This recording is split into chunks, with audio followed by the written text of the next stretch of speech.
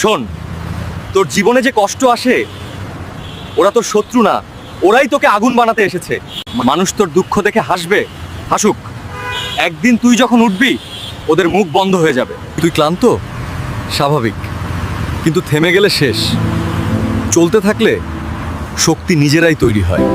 যেদিন তুই নিজের ভেতরের ভয়কে ভেঙে ফেলবি সেদিন তুই আর মানুষ থাকবি না, তুই হয়ে যাবি অস্ত্র।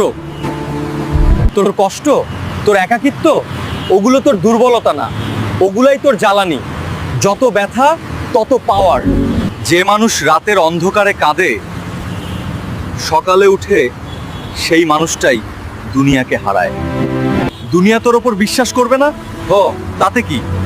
তুই নিজের ওপর বিশ্বাস রাখ, পৃথিবী নিজেই তোর পিছনে আসবে। আজ যেটুকু পারিস সেটা কর, কাল একটু বেশি করবি।